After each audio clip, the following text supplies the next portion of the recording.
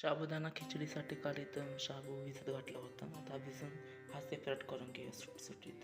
साबुदाणा आता ताटलीमध्ये सुटसुटीत करून घेतला आहे. आता आपण खिचडीची तयारी करू. आता ह्यामध्ये 2 बटाटे घेतले आहे, 4 मिरची घेतल्या. आता बटाट्याची साल काढून याची काप करून घेऊ, मिरची बारीक करून घेऊ. तुम्हाला जेवढे लहान मोठे काप आहेत तेवढे करून घ्या.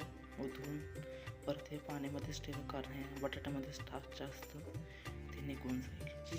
चिरण्या अगोदर धुवून घ्या. मोठी मिरची चिरून घ्या.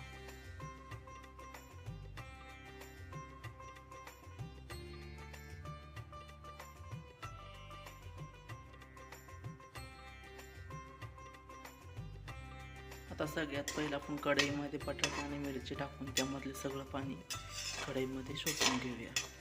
करून तेल टाकलं की ते अंगा उडणार नाही.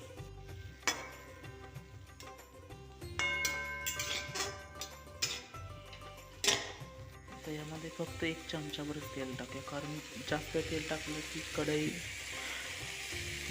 चिवट होते. जर तुमच्या इकडे जिरे टाकत असतील तर जिरे देखील टाकू शकता. आमच्या इकडे नाही टाकत म्हणून नाही टाकलं. तुमच्या इकडे जर चालत असेल तर टाकू शकता. आता हे छानपैकी भाजून घेऊ तेवढ्याच तेलामध्ये. तुम्ही बघू शकता की बटाटा अर्धा कच्चा शिजलेला आहे. तर आता ह्यामध्ये आपण साबुदाणा टाकू. साबुदाणा असा सुटसुटीतच टाकायचा जेणेकरून तो चिवट होत नाही. चवीनुसार मीठ, शेंगदाण्याचं कोट,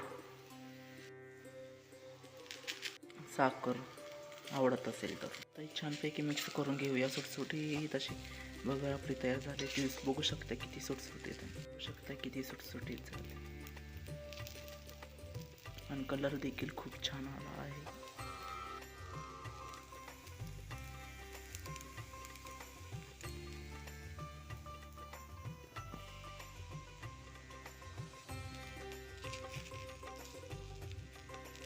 बघू शकता एक ना एक साबुदाणा आहे तसा आहे, मोडला नाही, गोल गरगरीत एकदम.